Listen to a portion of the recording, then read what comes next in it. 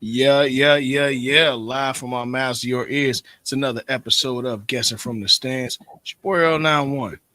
Got a returning family member with us. Of course, y'all can check out the latest episode of Hanging with the Crew.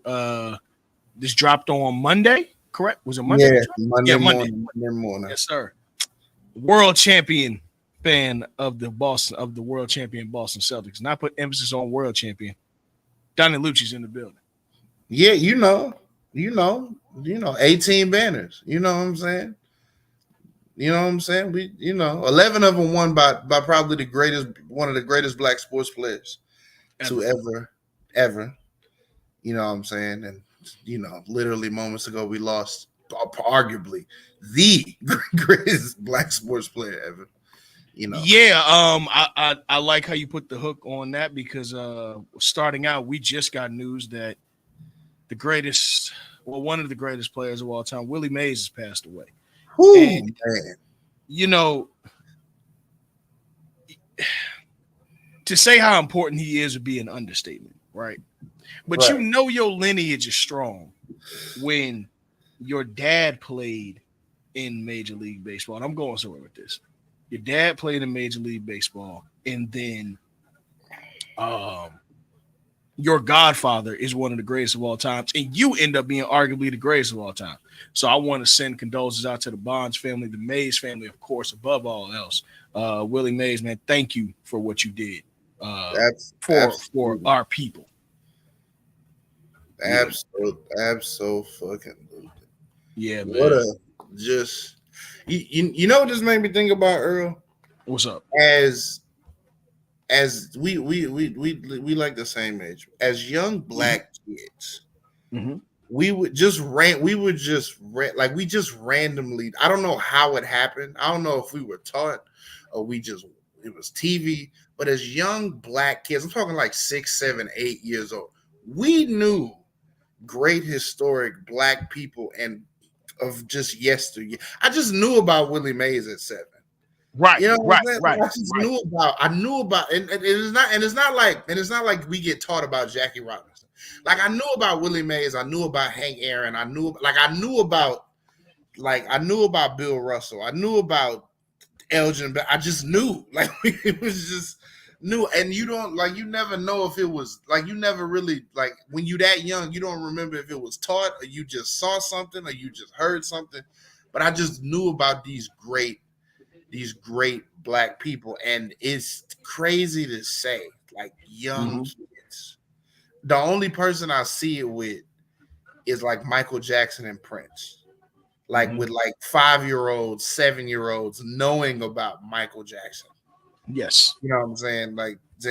I'm just kind of sad that we young kids might have to go deep diving to just know about Willie Mays, to know about Jackie Robinson, to know about, you know what I'm saying, to know about, Satchel Paige and all that type of shit. So that's what I was thinking about.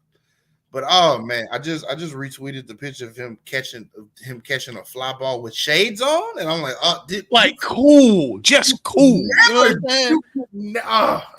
Yeah, man. Oh man, just look, man, I'm very understanding of who we are as a people. I'm very understanding of what as it relates to we gave this country style and this country its soul. Mm-hmm. But when you think about what our people did and still are doing, there's a reason why I never, ever, ever, ever allow for the disrespect of the greats. I never allow it. Not in my presence. Never allowed. Absolutely not, dog.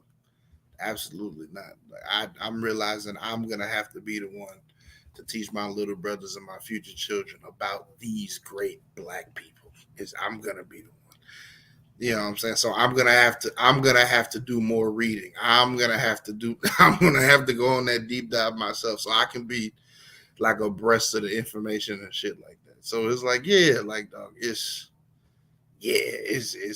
we lost a great one today. This is a seismic shift, specifically in baseball. Yeah, specifically in baseball. yeah, man. I mean, I can't lie to you. Sorry, I'm just sending out the link. Let everybody know that we are live on YouTube. Hmm. Um, a but yeah, man, it's just it's one of those things where it saddens me because we're becoming elder statesmen as each day passes by. It's our Hmm. turn. It's our turn to say uh it's our turn to tell these stories, but the problem is we're losing day in day out the ones who actually lived it. You dig what I'm saying? Hmm. Um and that's it's something. It's heavy Yeah, because yeah, and I feel like the generation of today, if this mhm, shit isn't documented documentary style, they're not gonna care about it. I fear yeah, that. yeah. Like And I yeah. it it does bring a little bit of humbleness and sadness to me because like my grandmother's still with me. She's 82 years old. Uh My grandmother, both of my grandmothers are 90 and 88. yeah, man. And like the people who were sports heroes of them are dying, the people who are and they've been dying, they've seen a lot of death their whole life. And I guess that's the beauty of life is you get to see people pass on and tell and have the privilege of telling the fact that you saw it. But it's a humbleness when you know that old age is starting to kick in and like Hmm. our stories, especially not and trust me, y'all, we gonna get to the sports. We ain't gonna be here too long, but just the when I see stuff like younger generations say we are not our ancestors, we got hands and all this other stupid shit. Like, do you understand the strength of your ancestors to take the beatings that they did for you to be able to say some stupid shit like that? Do you know? It was a it was a lot stronger than you give credit for. You know what I'm Like my saying? And you don't even know your ancestors. you Yo, don't. You have no idea. like my grandmother. Like I know my family's Hmm. whole life story to the T because of just being in my grandma's house. Because I would just be willing to listen, and she just told me like from the time she was born to the time I got here, like everything that happened before I got here to a T. And Right. what she's endured, Yeah. you know what I'm saying? Like what she's endured, you know what Yeah. I'm saying, is something that I could never. Like my grandma, like she's like still to this day, right? Still to this day. She's 90. So like, you know what I'm saying? Like her memory is going a little bit, but she's like a breast cancer survivor and like she's never been really in and out of the hospital outside once she survived. Like she was never Right. in and out of the hospital. You know what I'm saying? Still to this day, in the morning, she gets up, 4 a.m., she reads her Bible, she reads the newspaper, and she cooks on Sunday. I just talked to my daddy, my other grandmother. Oh, I was on Father's Day. I was like, "What y'all doing?" Oh yeah, your mama cooking. Cooking. She Yeah. 88. She was like, she Yeah. cooks. He was like, she got to do something. I was like, you know what? You're right. You're right. You're right. Yeah. And then it's like I'm realizing that as my grandparents get older, the only thing I need to do is talk to them. I don't need to worry about them. That's Hmm. the great. I don't need to. I don't need to be concerned because they 90. Well, they Yeah. 90. I just need to speak to them and talk to them on a daily basis. Worrying about them, Yeah. they'll be fine. They'll Yeah. be My perfectly fine. grandmother lives with me, so I get the joy of seeing her every day. I moved her Oh down. man. Uh, I tell my pops that all the time. As soon as I get a house and like a child, you moving in. He was just like, yeah, like I had the pleasure of moving her down uh 4 or 5 years right before the pandemic. And of course not knowing that the pandemic was right, but it was like right after I got married. and And yeah, man, it was something. You know what I'm oh, your saying? kids, your kids might not know it now, but they're gonna very much appreciate all Oh the yeah, yeah, yeah. all the wisdom that they Oh, get. my daughter's a grandma's girl she's a great granny's girl to the core. She don't play. She do Mhm. not play about Jesse P, boy. Let me tell you that right now. But circling back to Willie Mays, um, let's just talk about the numbers because we got to talk about the numbers. Go Uh, crazy. They're ridiculous. yeah, man, let's go crazy. And it's crazy because him being who he is and having uh, lived to see, you know, the Negro League numbers now count. You know what I'm saying? Certain things. Yeah. Certain things is probably like, all right, I can go ahead and get out of here. Like Bob Cousy we're gonna get to this, but Bob Cousy on the broadcast he 95 years old. He just seen every championship. He was like, I'd be fine if I could just see one more.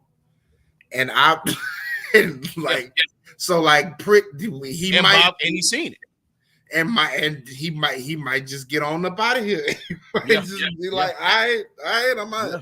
He might just get on up out of here. So like, nah, them Negro League stats getting, and then like there was a report, like I think yesterday, that Willie, they wanted to bring him to it was a Phillies game they doing in Birmingham. Mm-hmm. Yeah, they're like doing that. Phillies in Birmingham. Yep. He was like, nah, I'm not getting on that plane. Yeah. Like, After a while, you just there. He was like, yeah, I'm watching TV, and then he was. Then I guess like just spiritually, he was like, man, I ain't watching that shit. He was just, exactly. Let me go ahead and run them stats off, Earl. Let's get to it. So Willie Howard Mays Jr., born May 6, 1931. Woo! Works until June 18th, 2024.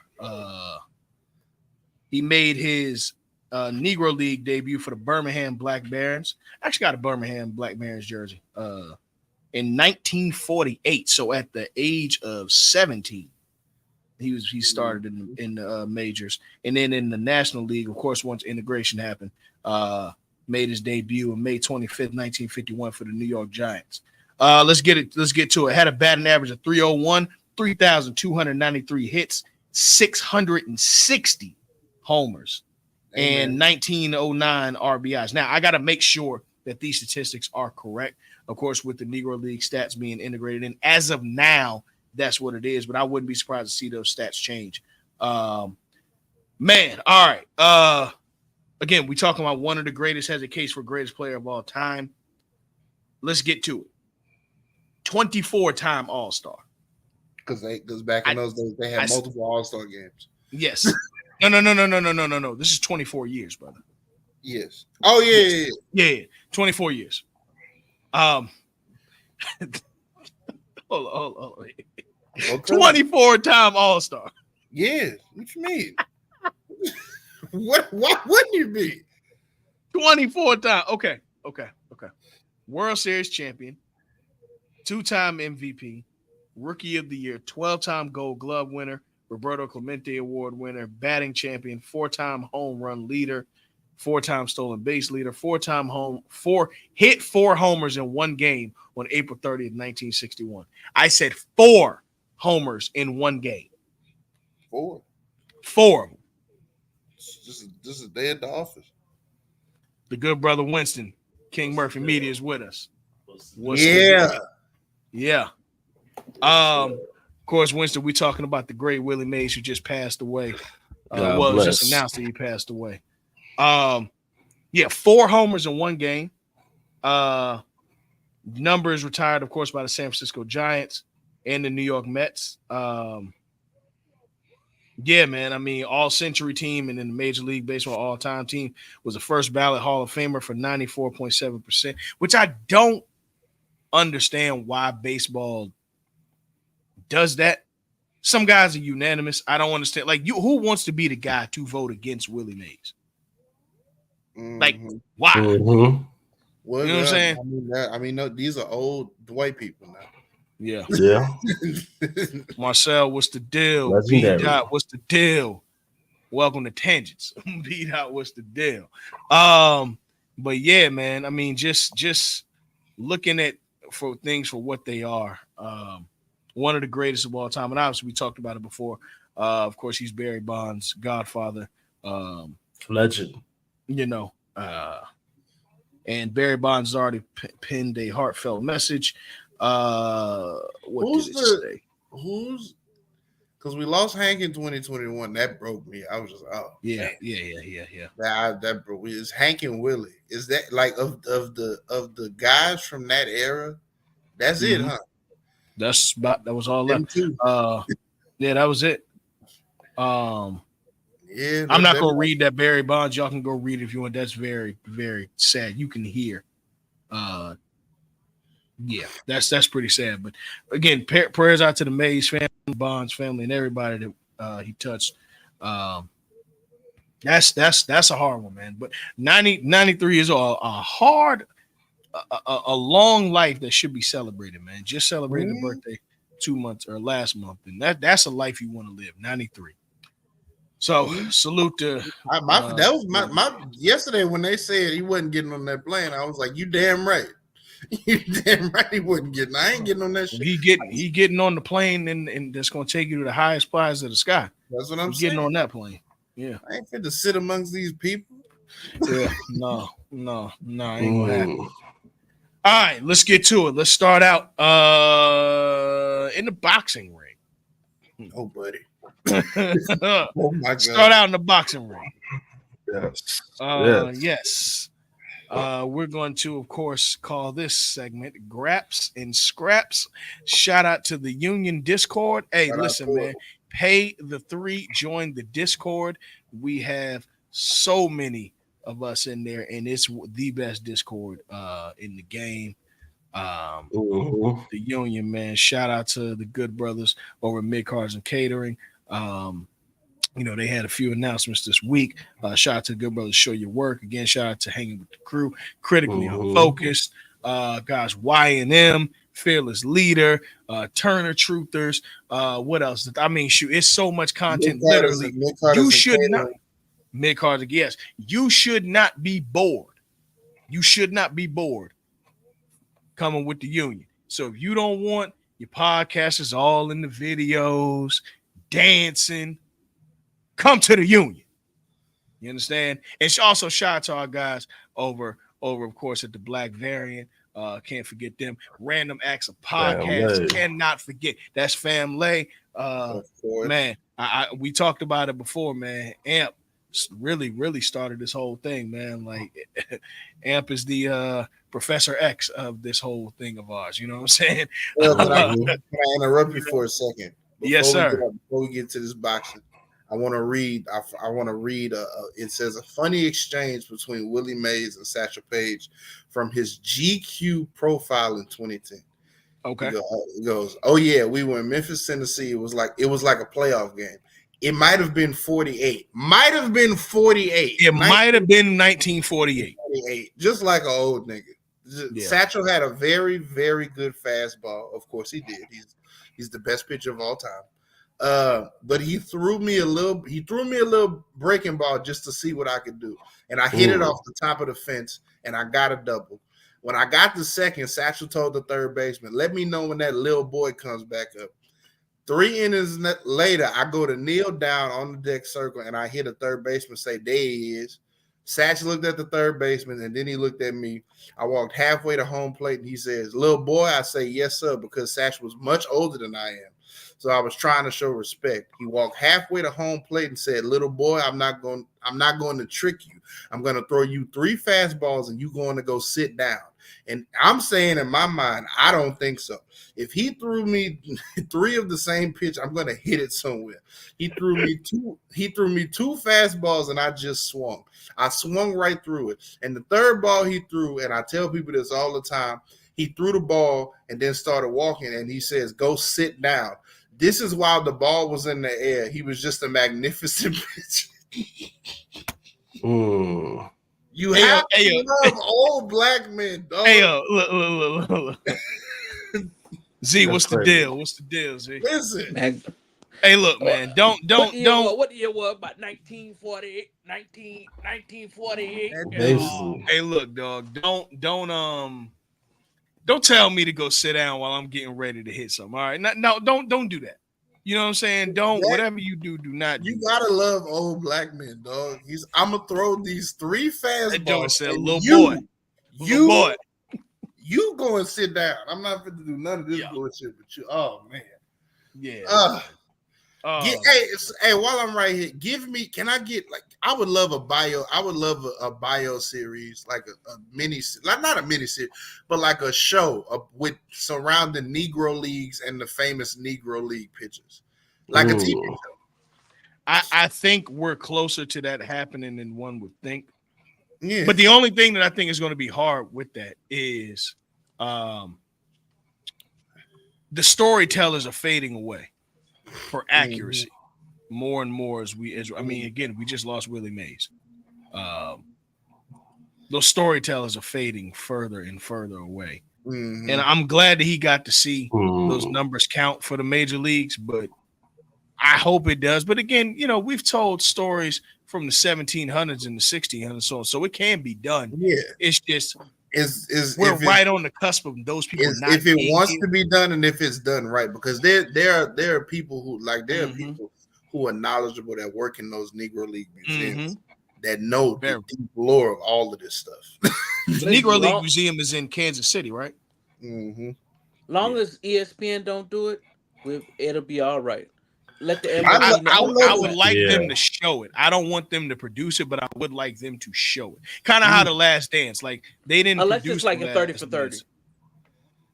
Well, yeah, because I think 30 for 30 is probably the only untainted thing on ESPN left. Yeah. I'm talking about like a TV show where we go get actors, where like niggas could be like people can be nominated, because like I like, you know what I'm saying, one of the hardest things I've done in the past 4 years was that Negro League thing on MLB The Show 23. I did it to the T.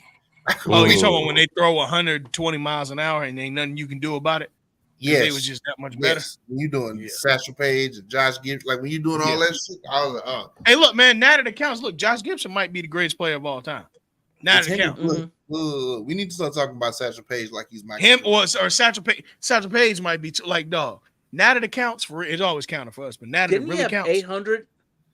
It's something crazy. He like has, that. He got some like 900 homers. They not gonna give him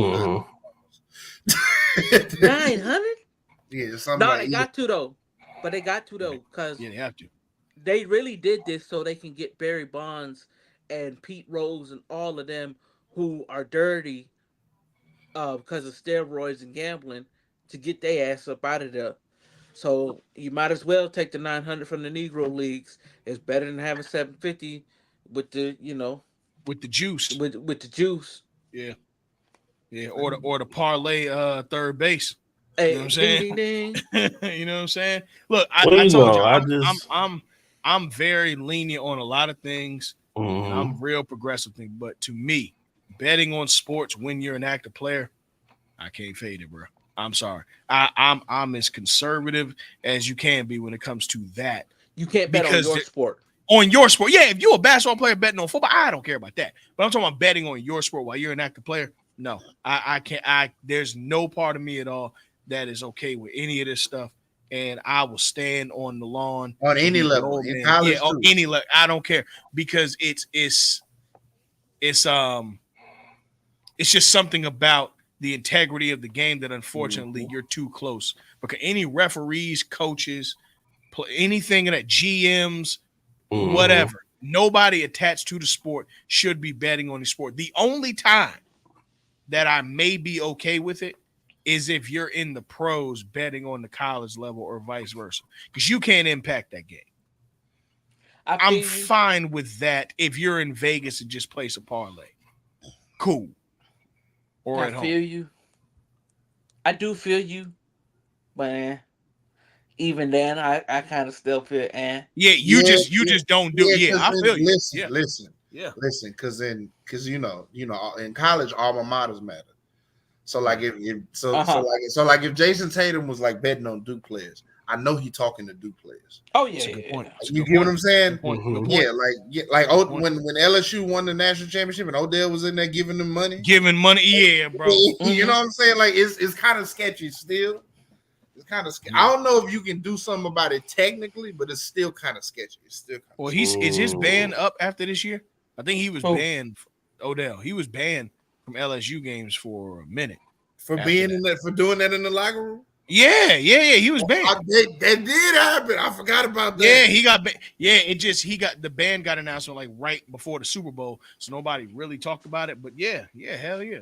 Man, come get it in blood, man. I'll go to the game. What's the deal, bro?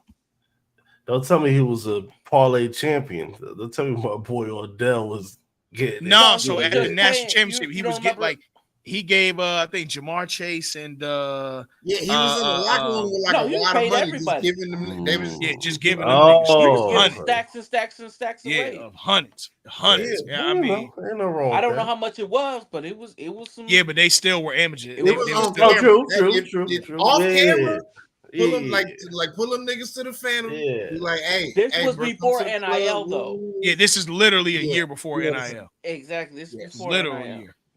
Yeah. Yeah, He like he was a year too late from the threshold. He was almost like there. as long as we keep the Negro League any Negro League media out of Blavity hands, we should be fine. Hey, keep it Oh out of yeah, Black oh Twitter's yeah. hands. We can't I'm let sorry, Lena Waif. There's yeah, no hell lesbian no. stories. the Negro League TV There's show no cannot be on lesbian stories BET to Plus. write about. It cannot be on BET Plus. I prefer She'll HBO. find one. I prefer. I want Showtime, Stars, The HBO, first lesbian lover of Negro League Negro Baseball, League Baseball. written by Kenya Burris. Yeah, Oh, shit. That's crazy. Negro crazy. League-ish, We Yeah. find out. baseball-ish, baseball-ish, Negro-ish. Negro-ish. Yeah, That's yeah. Kenya Negro-ish. Burris gonna find a way to Negro. write about the first light-skinned dude that could play in the majors or some shit. With a He white gonna- father. with a- His yeah, father AKA is Seth Rogen. AKA Yeah. Babe Ruth. Yeah. Hey, His father is That's it. Seth hey, Rogen. hey. And then the All mother right, is let's yeah, get to this he- fight. Bop, Let's bop, get to bop, this bop. fight. Hey, before we get too ingrained in fight, let me just make this clear. Gervonta Davis, if I was fighting you, right, which I'm not, I wouldn't. don't do a backflip off the top rope like you goddamn Billy Kidman. He After. did it at the weigh-in. What? After I lose, like my family's here, dog. Nah, but that wasn't his fault though. The chick asked him to do a You backflip. practicing the My back? family is here, dog. Don't do You that. practice. She was like, "You practice that back?" He was like, "Yeah, watch me." Like a 9-year-old. Like, Like yeah, a 9-year-old. Mama, Like, look. go ahead, do- Watch this. Now I'm gonna go to the experts, especially. Not that I don't watch and partake in boxing, but let's just talk about it, man. Frank Martin versus Gervonta Davis for which title was this for? The WBA. WBA. lightweight title. Yes. Okay, WBA Lightweight? lightweight title. Yeah. Yes. Yeah, man. Did this So it was fight? just one title that was on the board. That's why I was Yeah. wondering. Yeah, it looks like it was just one title on the board. Yes. Martin came in with an 18-1 record, 12 knockouts. And look, I got to give Martin his credit. He did look up to winning in the first 4 rounds. I'm gonna give him that. He won those first 4 rounds. I'm going to give him his credit where it's due. Mhm. But Oh, then we yeah. got to round 5. And then Yeah. he got knocked out. That was Then we He got to got round hands 5. laid on. And then I And do then think what? that he's a really, really good fighter stylistically. I think he showed. I think he showed his counter is a lot better than people may have given him credit for when he walked into that fight. But Gervonta's counter is much better, much better. Arguably, Indeed. I'd say Tank may have the best counter punch in the game, not named Terrence Crawford. it's by far the most dangerous. Yeah, It's by far the most dangerous single strike counter in boxing because Terrence Crawford that starts a barrage of beating. mm-hmm. Gervonta Yeah, Davis. it does. You open your eyes. You see a nigga Yeah. like this. But Is he nigga upside down doing this 30 seconds and, later? yeah, after and you open your then eyes? you looking at the roof, and all Like, you what saw. the hell happened? Yeah. Going to the tail of the tape. Both fighters are 29 years old. Tank came in weighing 133 and a half. Frank Martin came in at 134 and a half. Tank comes in at 5'5" and a half. We know he a little guy. And Frank Martin 5'8". And pretty much physically they were about on par with each other except for the height. Both have about 68-inch reaches. Mhm. But I think what happened, as much as I'm going to give Frank Martin the first 4 rounds, I think the whole time Tank was waiting for his knockout blow. And it was at the 4th or the 5th round when he caught him. When Frank caught Tank. Did you catch him in the eighth? Oh, when Frank caught Tank. No, when Yeah, Frank Frank caught Tank. Carr. It That was was one It's he for the ate. sixth. he started to turn up a little bit in the third, going into the fourth in terms of Yeah. you started seeing the left jab starting to pepper Mm-hmm.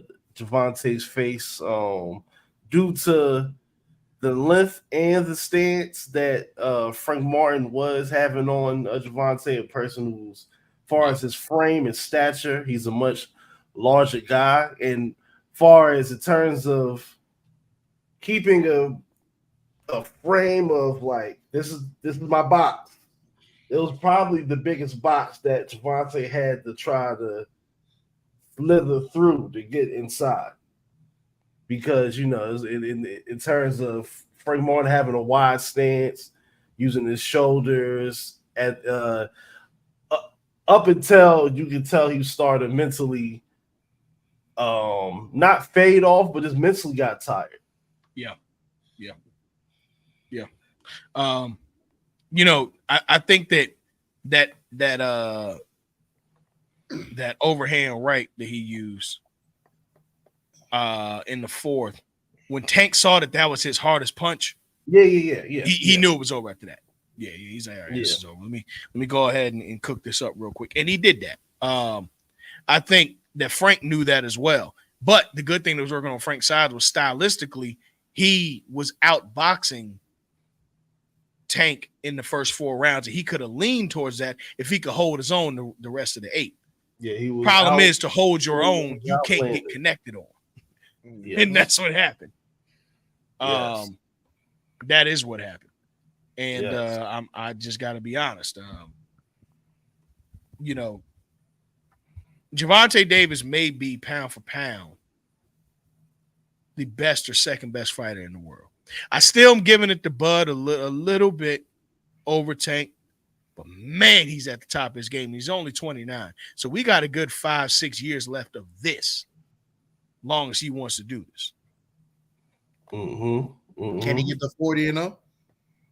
Was he at Um, 30? 30 he's now? at Yeah, he's at he's at 30. This is his first fight on what I believe is a 7-fight contract, by basically carrying into the Amazon era. I think he probably won't just fall back after those fights is up. Really? At 37? Either that or he's gonna take like a real break if the NUA fight doesn't pull up, because even just that's just the best of both worlds on the scale of best opponent possible, along as the acclaim and notoriety is concerned. That collision is like to me, it's the lightweight Crawford Spence. Due to the fact that even when you deal with like right now with Tank PBC and Bob Arum, they starting to have conversations for November, December-ish for Lomachenko. I think that's when I want to see him back in the ring. It's about around Thanksgiving. Yeah. He is older, but to me, he still has his mind. He still has his swiftness. He was never the most like strong fighter. He just catches people like from all the angles. He'll use like in terms of Loma, he'll use every angle, just like how Yeah. Javante uses every angle. And I think um just seeing, and even when you put Javante with Devin Haney in terms of who's the better boxer, I believe at this weight, Devin Haney, he's maxed out at this weight, because we saw with the Garcia fight, he doesn't have a punch that anybody's gonna respect. Even through the PEDs, no PEDs. PEDs don't have you PEDs just don't help blow off. defense. Yeah, and it don't help you just blow off somebody's check hook like nah, this is nothing. I'm be right here. Go Yeah. ahead.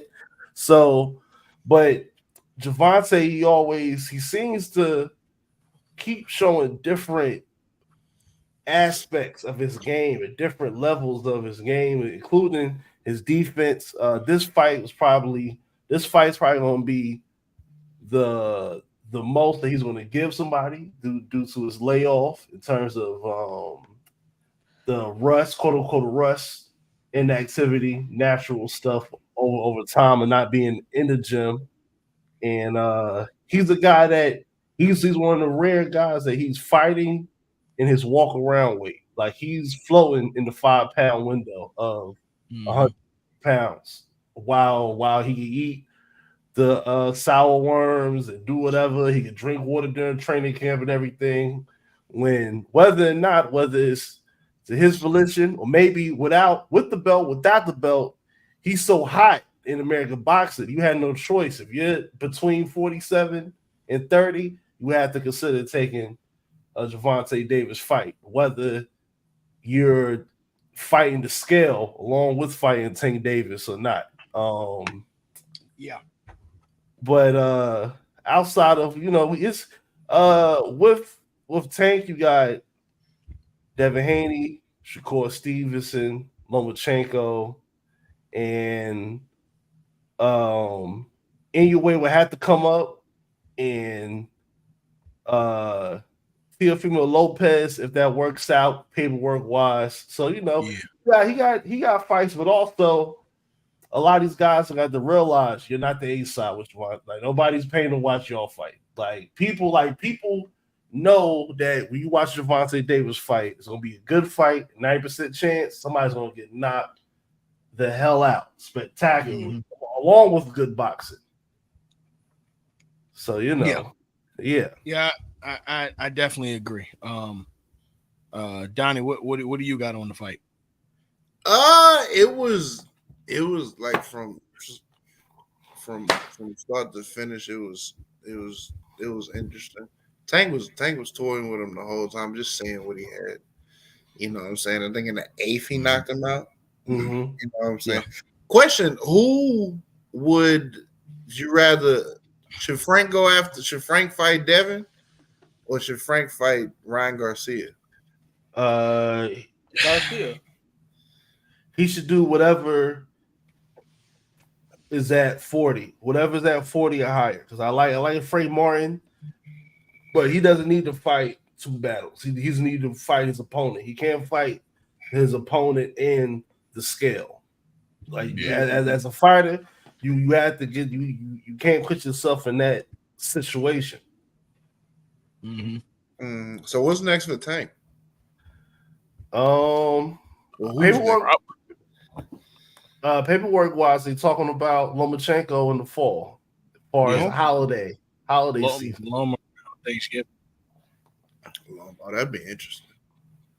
Mm-hmm. That'd be Yeah. interesting. Is Bud still waiting on for that Spence rematch? No. That No. window passed about 60 days ago. Oh, Yeah. okay. And also Bud is tied in with Turkey Al Sheik. He's his fight in August is like a stacked card. It's like 4 or 5 fights. Yeah, we gonna be there all day watching. That fight Yeah. kind of died out after the first fight. Yeah, Nobody really wanted to see that rematch because he yeah. whooped his Nah. ass. Because you know what, Dell, to your point, it's not necessarily about the names, but it is how entertaining the first one was. And I think it was such a decisive win that I know what I'm going to get. Nobody can evolve into a fighter that'll be that competitive to make me want to tune into that. It'd be almost tuning into Fury Wilder after the last one if the last one was the first one. Like, I don't need to see this again. The Yeah. first two were really competitive. Florida just scored again 3-4 in the third quarter. Currently, listeners, we are watching the Stanley Cup. It is 3-4, and Florida's looking to close it out. Who's got four? Edmonton. Man, fuck them. Edmonton. They've scored strictly What on power period we in? plays. Third quarter. Third period. But yeah, so I don't know. It's just something like that. I really don't know because I want to see Spence get back into it because I don't think like he lost to somebody who's arguably the greatest of all time. I still think Spence got a lot in the tank, and I think Spence has a lot to offer the sport of boxing. And I think writing him off because you lose a really big fight against who you lost it to, bro. Nah, we're not gonna make that mistake. We're not gonna do that. And I think for Tank, he's still got more of a story to tell if he wants. Because now you're fighting ghosts. Once you get to 30-0, you're fighting ghosts. You're not really fighting the field as much unless you're just a super marquee fight. You're fighting ghosts. And especially if you got 30 wins with more than 22 knockouts. Yeah, he had 26. Yeah, that's what I'm saying. You in a whole nother conversation. Yeah. So, I mean, at this point, I look at somebody like, what does Canelo do? Is Canelo, fading off into the abyss? I mean, I know he got the DAZN deal, but shit, man, you got to ask yourself, dog, how many of these deals are fighters going to take to keep themselves out of really getting to what the competition actually is and what it could be to put you up there? Yeah, because even with Canelo in the co-main event of this card, it was David Benavidez. AJ, what's the deal? What's the deal? Throw them well, Bud, if Bud and Canelo became a thing, would Bud have to come up to Canelo's weight? Well, that's the turkey. That's Turkey Sheik's plan is for Bud to do this fight coming up in August, and next year to have basically to have the Crawford Canelo at 160, where Canelo holds belts, but that's going up 2 classes for Crawford. And Crawford next fight is at 54. Now here's my question. Okay, you say Crawford fights in August, right? Who does Crawford fight in August? He's fighting the IBF champion at 54. He's going up a class. That's why he's dissolving his belts. And most of those is going to go to Jared Ennis, who's like he's a fucking Philly destroyer. Yeah. Jerome. So my question is, if we're doing this fight in August, are we going to wait till the trip to the traditional Canelo fight of Cinco de Mayo? Because Canelo penciled in for Cinco de Mayo every year.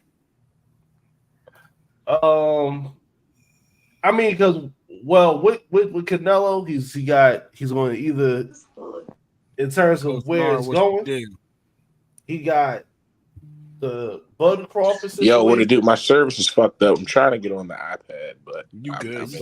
How y'all boys feeling, man? You cool? We podding. And it's got the LAT going on. Come on, bro. And it's like Canelo's asking for upwards to 150 million straight up for that fight. And you got David Benavidez, who's at the 160, 163 light heavyweight, big Mexican. He punishes people. He punches people. He can hit. If it's one thing Benavidez can do, he can hit. As soon as the fight starts, he's hitting you with punches and bunches, good combos. Yeah. He has a sturdy head. He has a clean jaw. I don't want to see him fight in light heavyweight with the style that he fights, because he's fighting 200-pound men that's losing weight to get the light heavyweight. So but with Canelo, it's either cash out with Crawford, or you get in a situation where Benavidez, the fellow Mexican, start to make you look bad as a Mexican, and then your pride is on the line as a Mexican fighter. Yeah. So as Canelo, you don't want to be in a situation where somebody take your cookies. Nah, not at all. And as you're getting older, you still want to maintain dominance of being that kind of draw. As you're kind of phasing out, because shit. Him and Floyd was damn near, what was that, 12 years ago? 13 years ago now? And he was a baby then. He was a baby, right? That's what I'm saying. Yeah, that was he's done a lot. And then, of course, the Triple G series and Canelo's done a lot. So Canelo probably want to get a few more fights in and go out on top and then become an ambassador for the sport. That's what it is. Yeah, like. while the checks are still in the get high 8, low 9 figures. Yeah. Get them paydays. Couple more big paydays, start a company. be, you know what I'm saying, broadcast, all that. He probably won't do all that shit. Yeah, for sure. Yeah. Bud knocking that nigga out on Cinco de Mayo Absolutely. would not be Absolutely. No would not be question. good No on question. good for the brand. It would be Yeah. good for me, but I would be Yeah. Yeah. No, I don't want to see.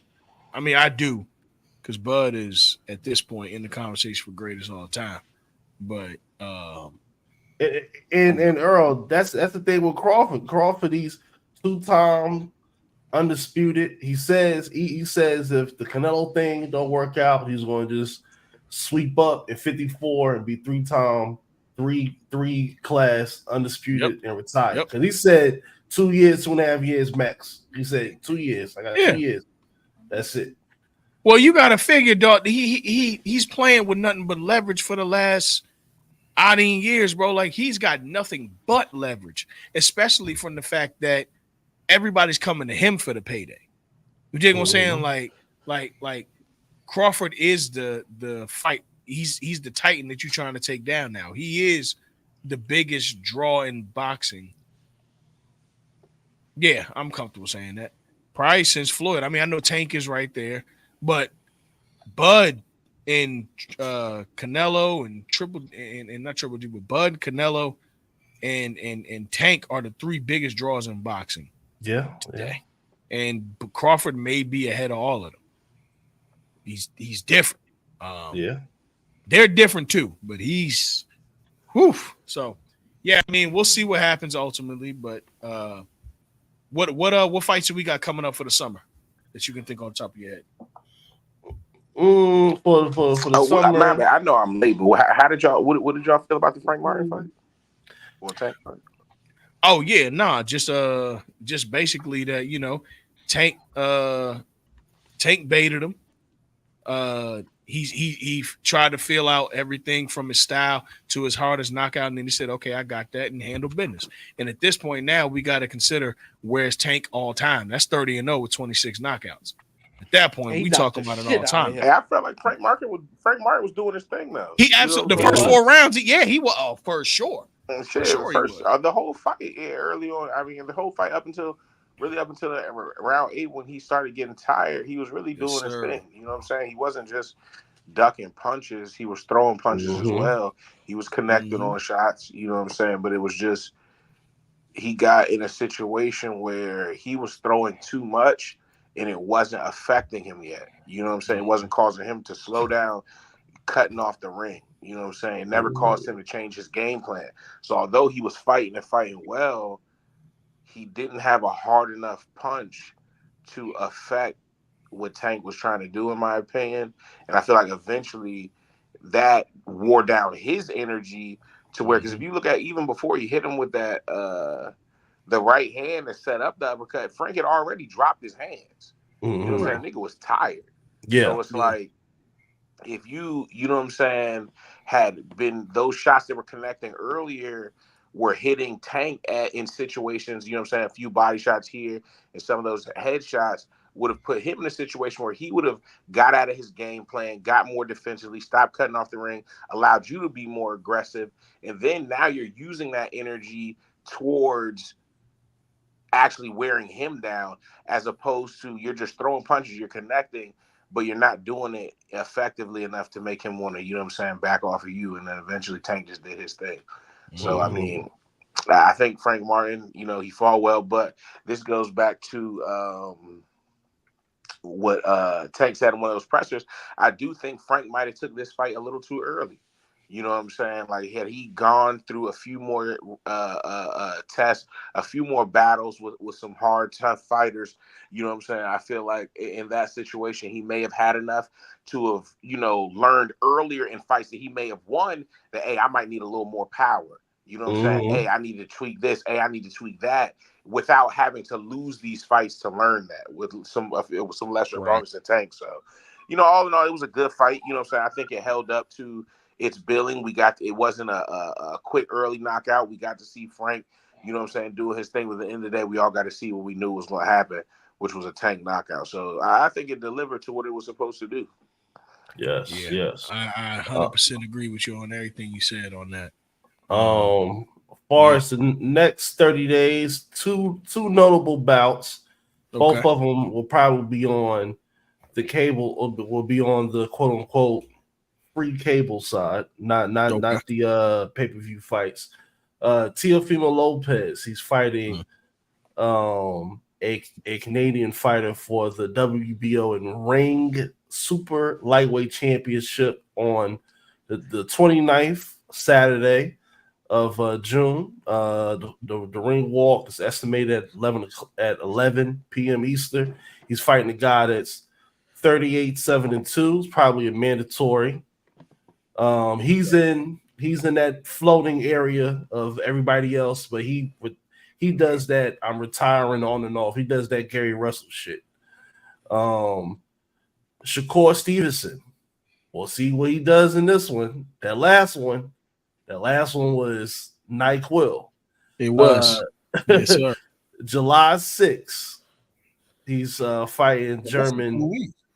Exactly. He's fighting German Haruutin. Okay. Artem Haruutin for the lightweight championship, the WBC, which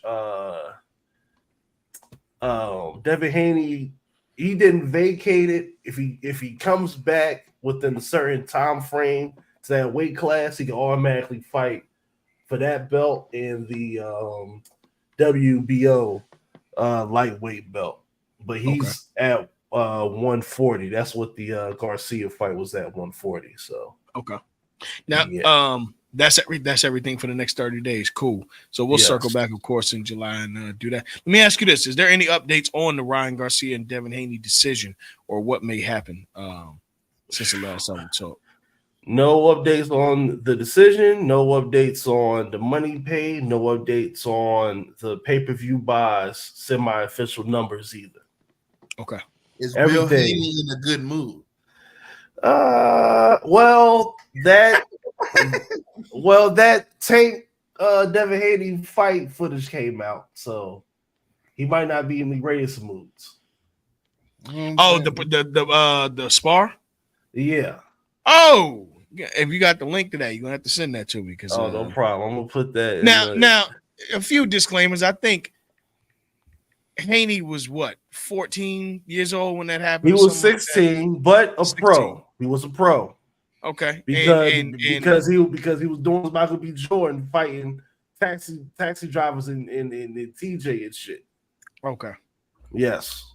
I'm not gonna look at this fight one way or another. But Tank couldn't have been that much older. How old is Tank? Or how old is Devin? Right? Should be like Devin. And at that point, I gotta ask, was Tank a world champion at that point? Devin's 25. He's 25.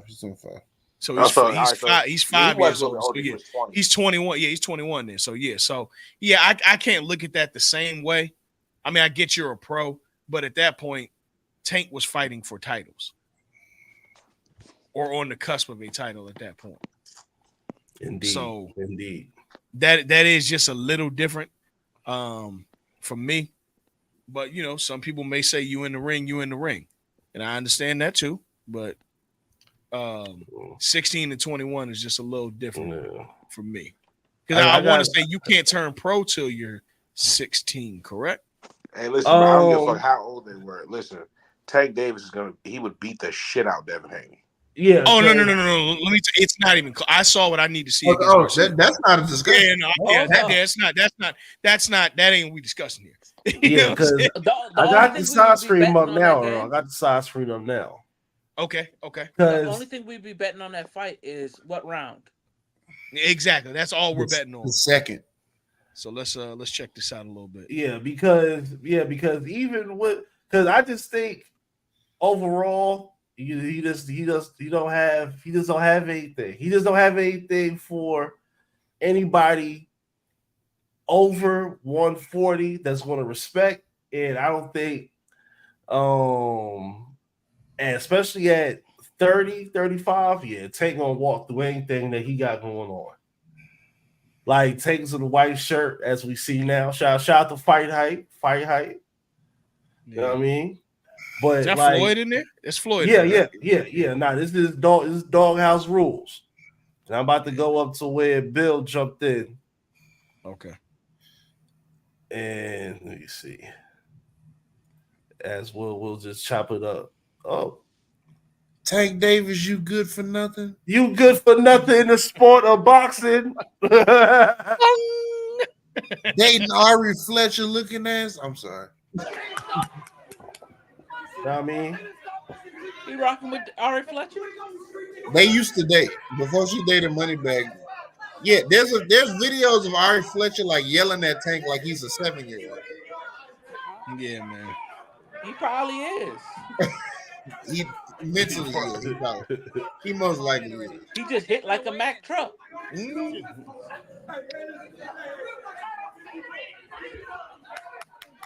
know what I mean? But um, I say that to say this. I do think Frank Martin can be a champion at 40,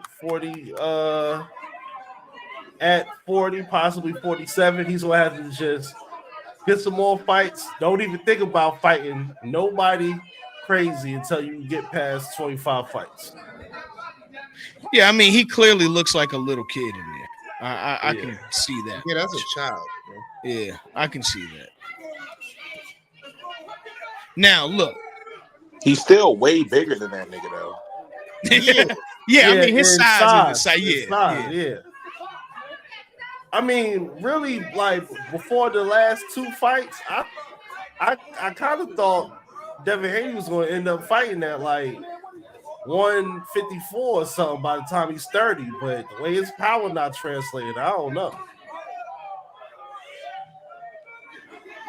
Yo, you can And I got tell some. this We was got some updated news for the decision on Garcia and Haney. Yes, this was damn near a decade ago, bro. It's crazy. Yeah, that's what's You up. got I mean, Adrian Broner in the ring. You got Floyd Pops in there. Yeah, and Floyd still looked like he in prime shape back then. So yeah. So yes, appreciate that. So Nelson says the New York commission is supposed to make a decision tomorrow on Garcia. Pardon me.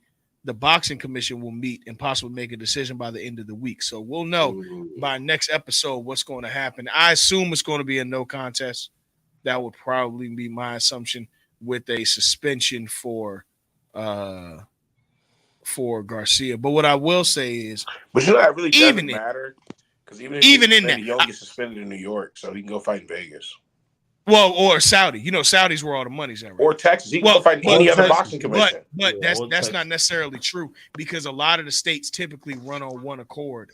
Far as nigga, let that money. No, they genuinely do. They genuinely do. Yeah, but it is certain ones because even with New York and Vegas, he can still go to Cali or, like you said, Texas. Yeah. Nigga, Florida will probably start hosting fights. So yeah. The thing is now with Saudi in the picture. So.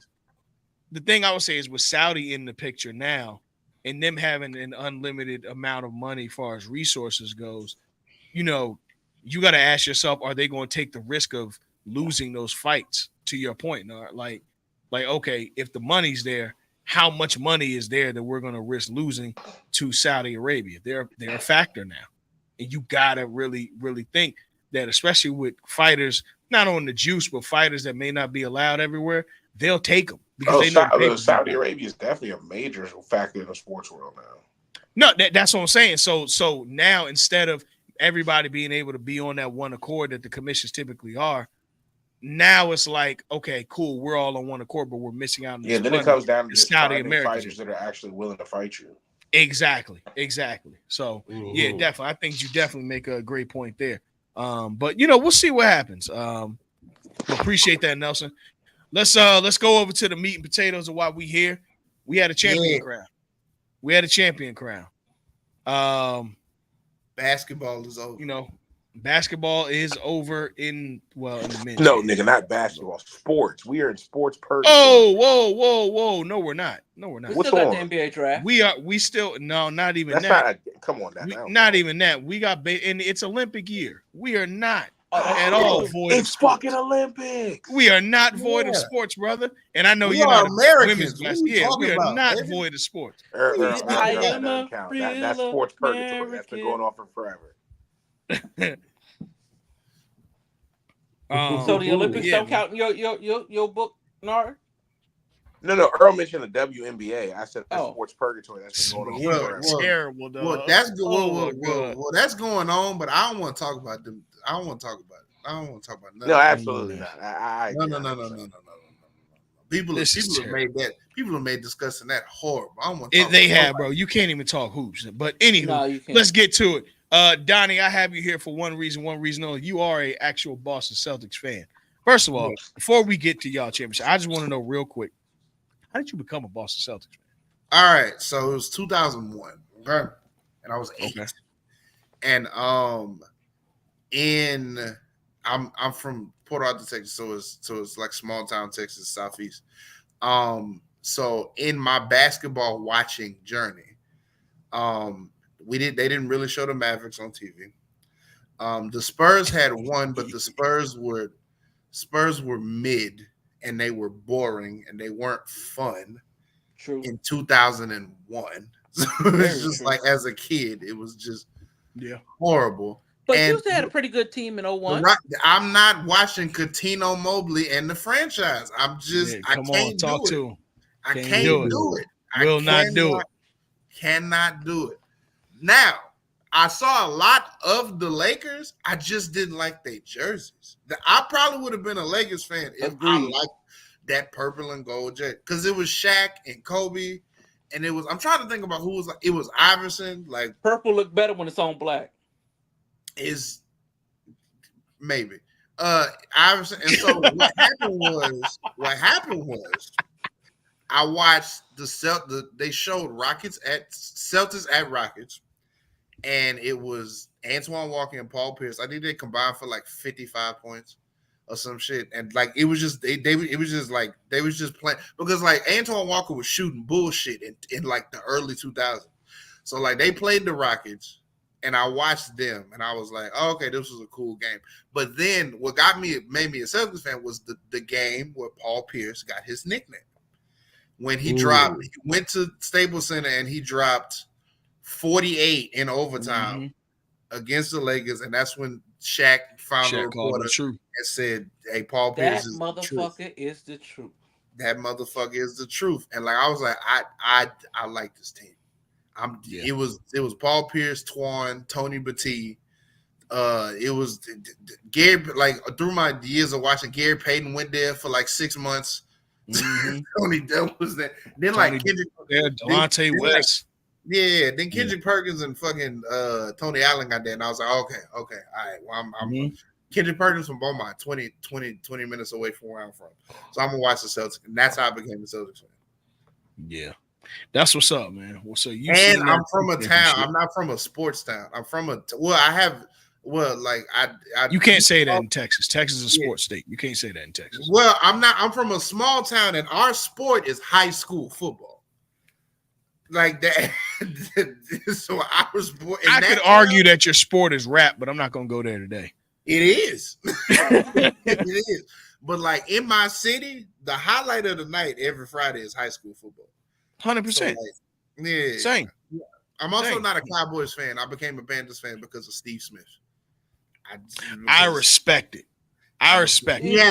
He had like 10 catches for like $145.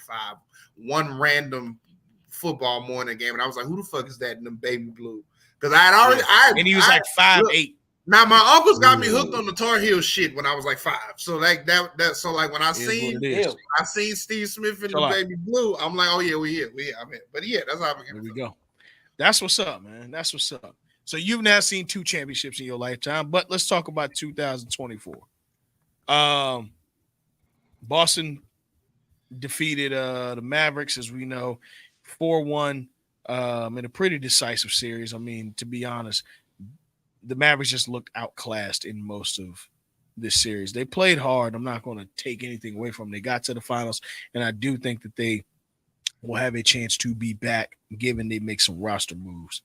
Because everybody's going to get better, so you're going to have to get better with everybody. But man, 4-1 on the series could have been a sweep, but I'll be honest with you, I never want to take away from the competitive nature of a game, but I think the Mavericks just had their day, having their second game at home, and had a "we will not die" attitude, and Boston knew that they could live to fight another day in Game 4.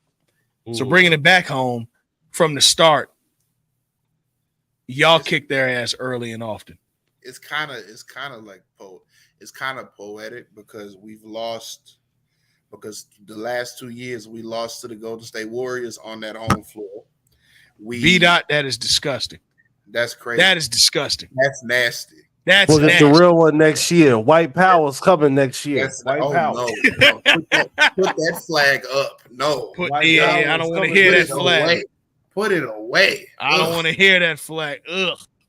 Yeah. But no. But yeah, like we lost to Golden State because we went up 2-1 and Steph was like, hell nah. So we lost to Golden State on our home floor. We lost to the Heat on our home floor in Game 7, which that series, Tatum said in a interview with Shaq and Steve Smith, he was like, when we lost in the finals, like he assumed that they would get back because they had a good team, and losing to Miami was a big wake up call that you can't take making the finals for granted. Which when he said that, I was like, oh, he really a young ass nigga, because only a young nigga would lose in the finals and be like, oh, nigga, we'll get back. That like when Anthony Edwards was like after going 7 games with the defending champs, it was like, I'm guarding Kyrie Irving. Only a young nigga would think like that. You're supposed to. You're supposed to. So like that series, he rolled his ankle at the start of the game, and then Jalen said, like the team looked at Jalen to deliver, and Jalen couldn't deliver, and that bothered him. And so that specific series was when they was like, we can't fuck around. We can't fuck around. And albeit this playoff run, they didn't have the Heat didn't have Jimmy in the first round. We would we don't have, like, we traded away Marcus Smart and like Rob Williams. Like, it's a whole new team going up against Miami. We would have beat them if Jimmy was healthy or not, to me. And then, like, Donovan Mitchell missed a game, and then Tyrese Halliburton missed a couple games. And so everybody was like, I don't know, man. I don't know. This seemed too easy. They ain't been battle tested. I was like, well, they lost in the finals 2 years ago. What do you mean? Like, it's not battle tested. So, like, but me as a level-headed, I kept saying, like, I don't believe they can do it till they do it. Yeah. Because, like, I've watched because when the Brooklyn trade and shit happened, I like officially started over with the team. So I started like watching them more daily.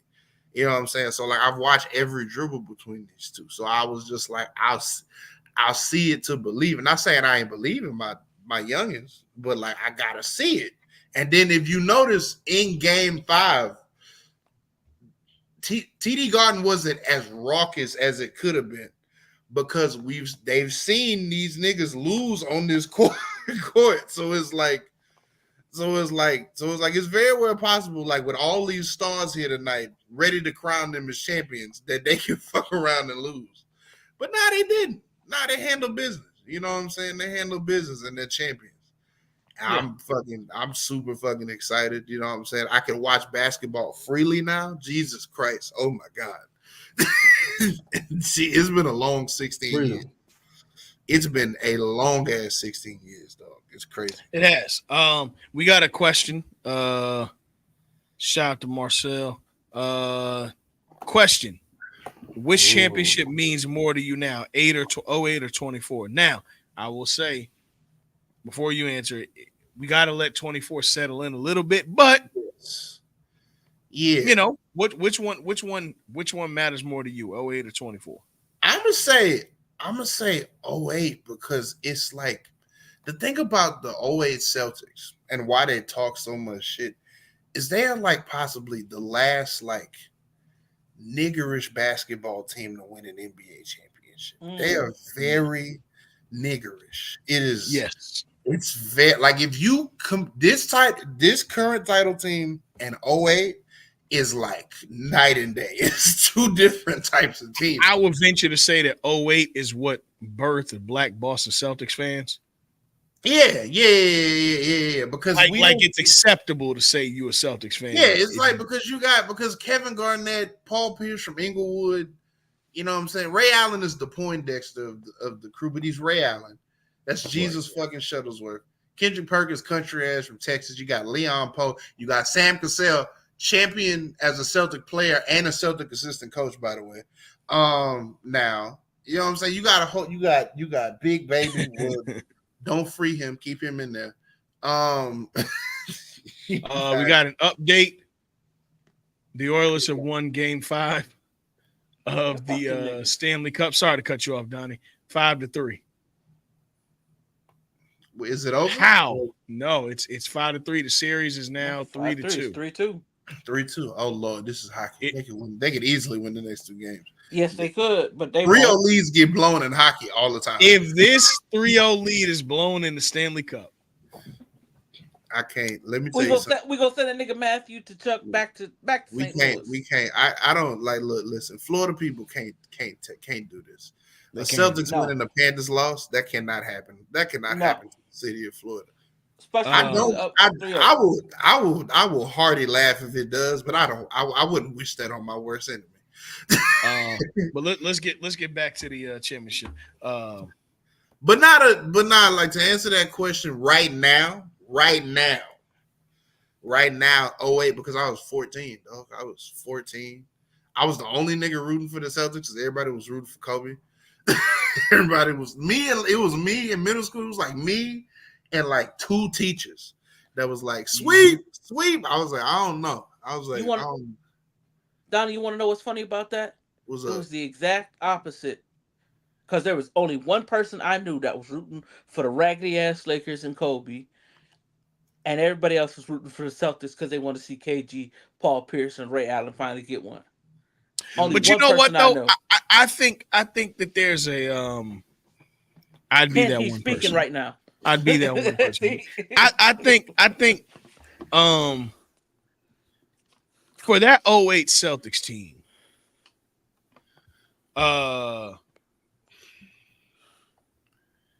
if I'm being honest, as much as people may laugh at them and this, that, and the third, like I alluded to, that's the one team that made black folk feel connected to the Boston Celtics on a championship level. So you can understand people rooting for that championship. I didn't. Fuck them. But this ain't about me. You know what it was, Earl? It was that ESPN special with Kevin Garnett and Bill Russell. That's what it was. Yes, when he said, I'll give you one of mine if y'all don't win. I was that's what it was. Cause they had never done an ESPN special with Paul Pierce and Bill Russell. It was never. Kevin Garnett got to the Celtics and it was like, we got media here now. Never. Yeah, we got media here now. Also, the funny thing about it is since the beginning of the season, the Celtics have been filming many documentaries. This is disgusting. They've been filming documentaries all season about this year. To cap it off with it, that it sounds like what I'm saying. It's a little scripty. Earl. I'm not gonna lie to you. It sounded a little scripty. It's disgusting. That is filthy. Look, okay, I don't believe in sports scripts, but if I were to, that's nasty. That's hey. Yes, Trey, that happened. The Celtics have won in both the Kobe. That is a great analogy. That's a great analogy. That's crazy. That is good that's happened. That's crazy. So the next time we win is in 32 for Magic. Oh shit. Nah, I won't make that joke. Anywho, don't you do it. No. Don't you do it. Careful. Yeah, I mean, I look at this team because we're gonna get to the basketball of it in a minute, but I look at this team as, again, I really like Kevin Garnett when before he was a Celtic, and I really liked Ray Allen. Um, although him and Kobe were rivals, I mean he was Jesus Shuttlesworth, dog. Like, come on, bro. What? Hold up, Earl. Him and Kobe hated each other. Yeah. You're right. Rivals and understatement. Like They he hated was each other. like Ray Allen is the one known nigga outside of Chris Childs, but fuck Chris Childs. He's the Fuck one Chris Childs. known great basketball player that What's wrong with Chris notoriously Childs? Shut up, the nigga that two piece the nigga that two piece. I Chris know Childs exactly and who Smush he Parker is. yeah. Chris Childs Yeah. and Smush Parker, but Kobe shouldn't swing on. Smush should have swung on Kobe for saying that's that. crazy. That's crazy. Nigga named Smush, not smushing. Wow. That's crazy. That's crazy. Nah, but yeah, Ray Allen is the known fucking Kobe hater. Yeah, them niggas hated each other. I think Yeah. that gets overrated a little bit. No, it wasn't because no, it's not overrated. It's They not. they hated each other There's like a for a long time up until they got to older age. They hated each other. Yes. And like Kobe died before they could probably actually have an actual conversation as retired player. Mm-hmm. You sure You they know what I'm didn't saying? already have one? No, I mean, I maybe, saw one maybe, an interview.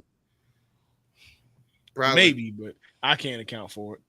But You can see all the guys Kobe was cool with because he interviewed with T Mac, he interviewed with Tony well, Allen. Kobe He and T interviewed Mac with were like this. Yeah. That's one. Yeah, no. They were. Matter of fact, Kobe is the reason that T Mac ended up on Adidas. Mhm. He convinced him that Adidas is where he needed to be. No, him and Kobe were like this. Rivals on the court, yes, but boy, they were tight. But as far as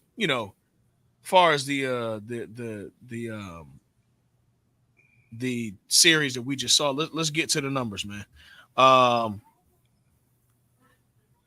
You know, we gotta call it for what it is, man. I'm not gonna break down every game, but I will say that Boston was bigger, stronger, and more apt on both sides of the basketball.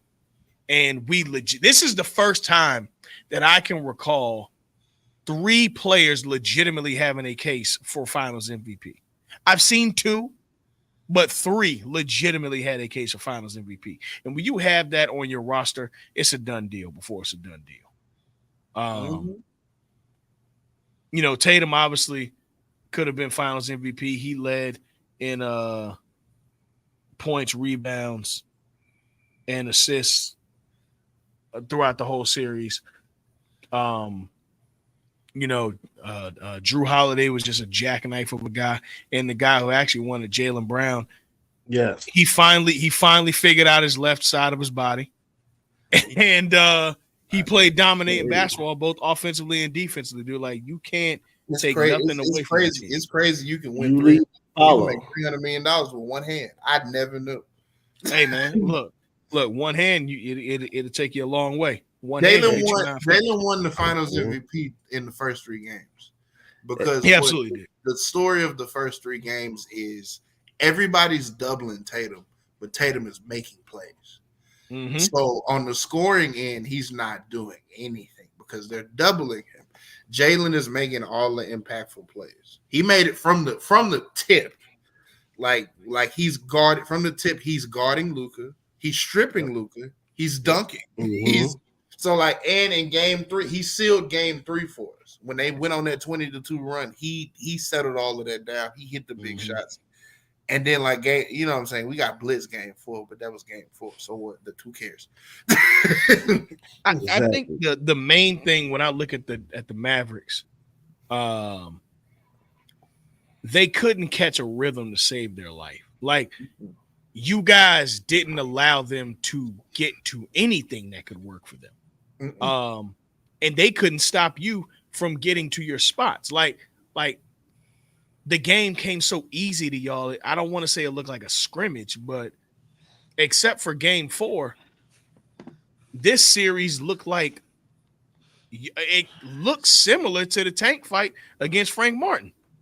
Well, because what happened was the thing with the Mavericks is they You know what I'm saying? They run a 2-man game. Yeah. And the previous teams they faced, they didn't have to like the Mavericks were blessed to not have to deal with the Nuggets because like their bid what would have happened was I think they would have lost to the Nuggets because the issue that we would have had with the Nuggets is Joker, aka what I like to call him Big Heavy. Is Luka and Kyrie could score their 80 combined points together, but you got Daniel Gafford, Derek Lively dealing with that big behemoth. You got but then again, they also have Aaron Gordon. They also have Michael Porter Jr.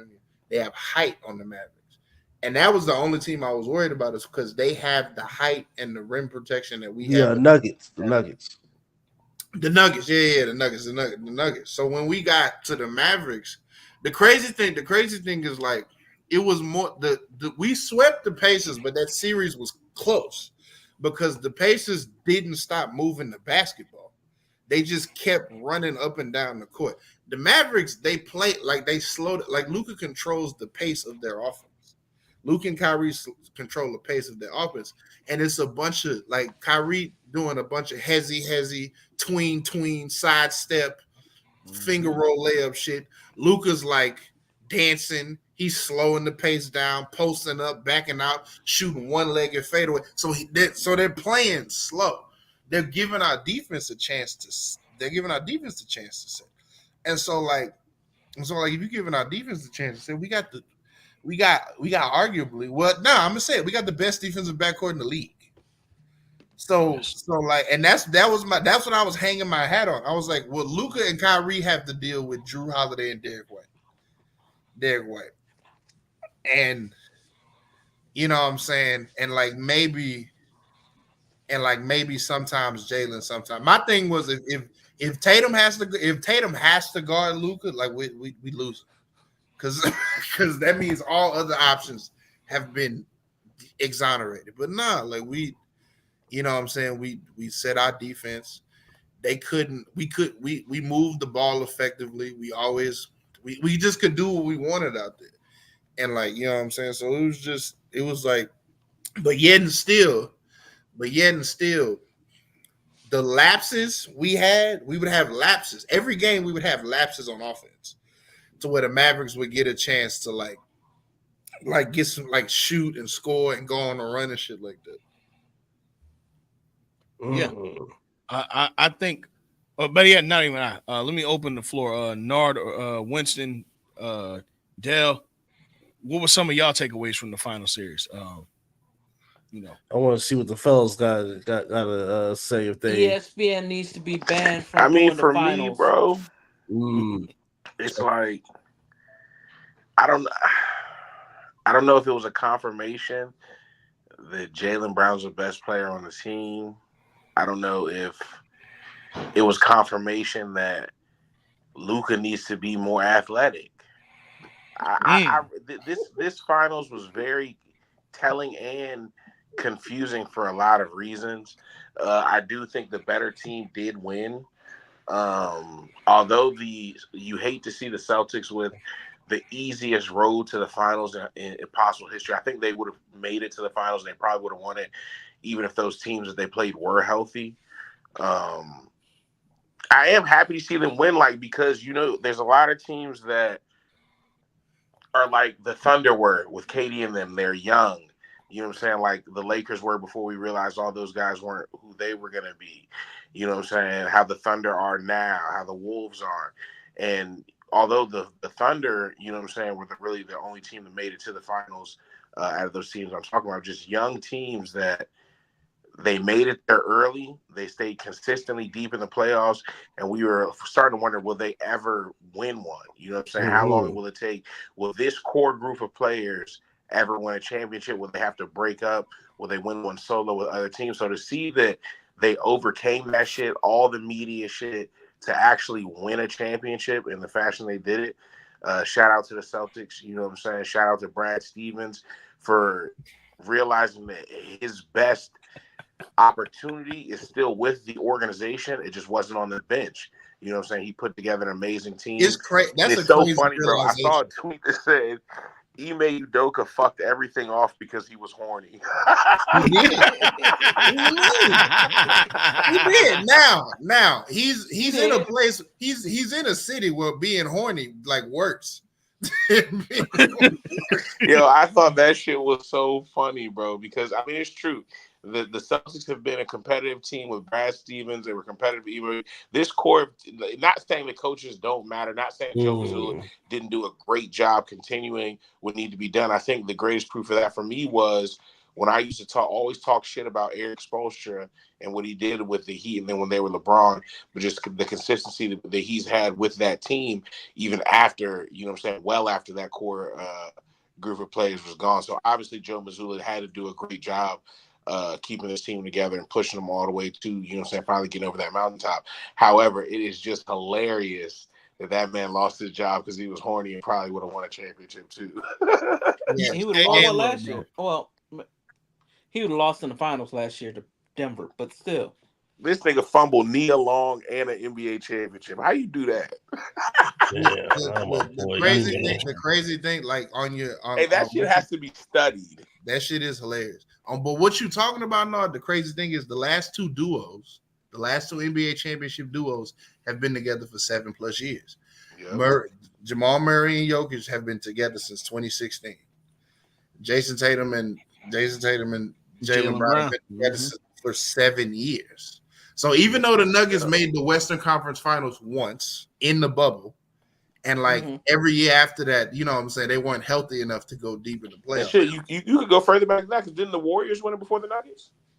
Yeah. But they were together. The three of them went together for like that's what I'm saying. So the last 3 champions. The last they've been together for a minute, and like the only blip is Kawhi.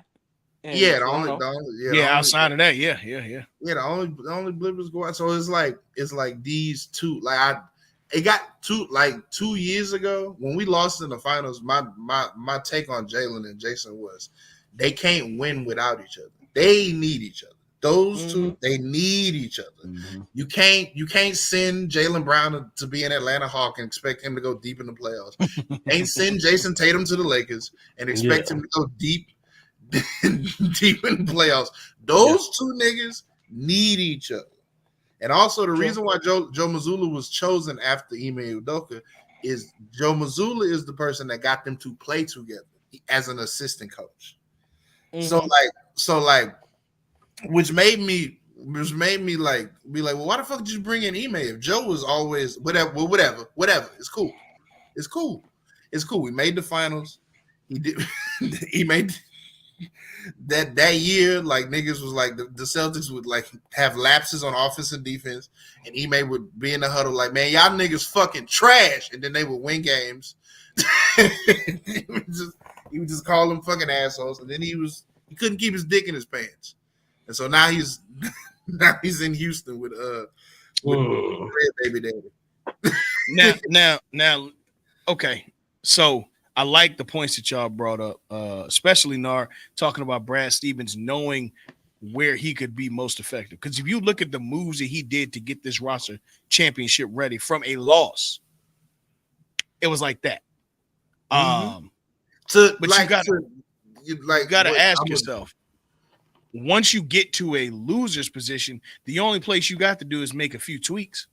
And then you right there, which he did. He kept the core together, silenced out the noise, brought in somebody like to have the balls to trade the quote unquote heart and soul of the team. Marcus Smart. I was done with him. Like Game 5, 2022 second round against the Bucks, when Drew Holiday stripped his ass clean in the final seconds. That's when I was. He can go. If Chris Middleton was healthy, y'all wouldn't have sniffed. I know. You don't think I know that? The finals. You don't think I know that? But for that nigga, Drew Holiday, to strip Marcus Smart clean in that Game 5, for him to be on this championship winning team is crazy. But to have the ball, first off, here's the crazy thing.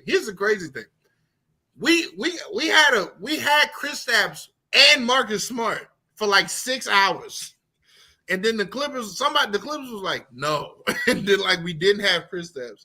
So he traded Marcus Smart to Memphis, and then I guess Brad got noticed that Drew would be available because Dame was about to get traded, and then we went. I guess Portland said he was going to be available. Yeah. No. Here's the crazy thing. Hold on. Let's talk about this.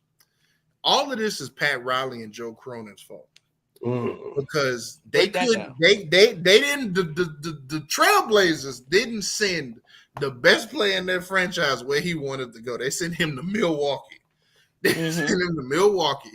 And Joe Cronin decided that, you know what? Instead of Tyler Hero, Duncan Robinson, maybe a three first round picks, I'm gonna take DeAndre Ayton, Rob Williams, and Malcolm fucking Brogdon for Damian Lillard. That to pair with Scoot Henderson instead of of two young guards who can shoot and he can get the ball to. And some first round. Well, remember picks. He already got Anthony Simons. He had already got he did have Anthony Simons. He already had Anthony Simons, yeah. Yeah, who's good, who's really good, yeah. Who's really good. Central Florida product. Hey man. So it's like, nah, this is all Joe Cronin's fault. This is Pat Riley's fault. That's why he told Jimmy to shut his ass up. That is not the same thing as telling somebody to shut up and dribble. No, that's me speaking as a champion to you talking like you won. That's totally different. Yes, because Pat Riley don't give a fuck if you took a team to 2 finals. It don't matter if the team on the other side was better. You lost. If in the history of the NBA, I've been to 33% of the finals in some form or fashion, whether it's a player, a coach, or an executive, you got to be quiet when you're talking to me. When I'm talking. If I'd have been healthy, we'd have beat the Celtics. If we'd have beat the Knicks. Josh, bro, you in the club, dog. You in the club with the torn ACL, dog. You can't be bro. But regardless of all that, man, I think that to what y'all were saying, you and Nar were alluding to, man, this is a testament to be patient and let it work out. Let it truly fail before you decide to blow something up. When you know these guys are not even when you know you have something. These guys are not even 30 years old yet. Oh, bro. And now, granted, they have a lot of basketball miles on them. I think they're going to end up with careers similar to LeBron and KG with a lot of basketball miles on them because they played so deep in the playoffs every year that they've been together, which is a testament to, and look, I'm a Lakers fan, so this is making me sick, but I'm above all else a basketball fan. We've been watching what that team has been doing the past few months. But to see what happens when you have basketball-minded people have a formula and stick to the formula. Now, the only thing is, this formula is not a one-and-done formula. Mm-hmm. No. And I think what they built is not a one-and-done formula. This team has very Warriors-like nucleus and pieces and capabilities too. You got guys who know when to get the hell out of the way and let somebody else be there to do certain things. That's what is a winning formula. And we also have watched the 2 best players on the team evolve and evolve without ego, because all of that for a lot of other young players, hell, we saw that break up Kobe and Shaq. Who's the best player, whose team it is, this, that, and the third. And to that point, when you've seen these situations happen, you can kind of say, okay, we don't want to be that. And I think Shaq was right talking to Jaylen Brown when he said, shut out all the noise of whose team it is, this, that, and the third. Stick with the goal. The goal is the goal regardless. And look, I think that this should really be a testament to all basketball teams that it's not just about the money. Because look, Jason Tatum about to get $315 million. So let's just shut that down right. He's getting $315 million. And he got a new baby on the way. Look. Clearly he got that before the shot clock. Hey, there you go. Hey, this you was waiting on that. From the stands, you was waiting on that.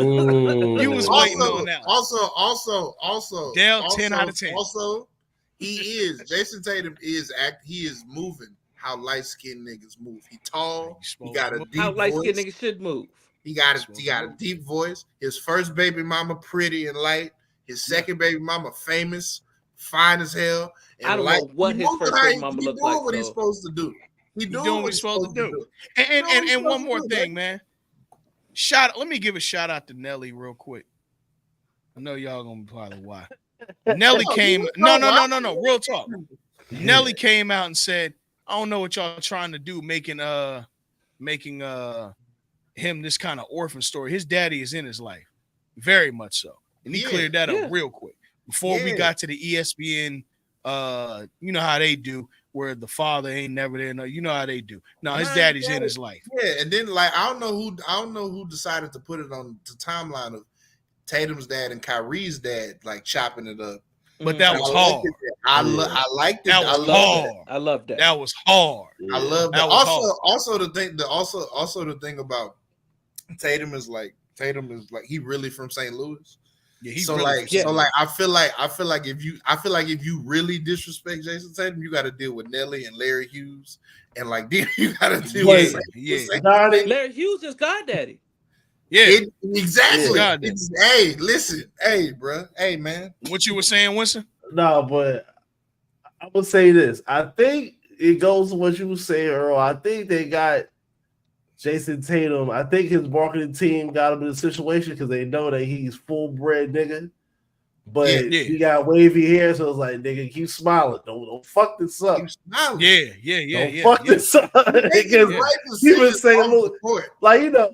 Also for everybody that's that's like making fun of him doing this cringy shit, he a tall, light-skinned nigga with a deep voice. Those niggas don't have charisma.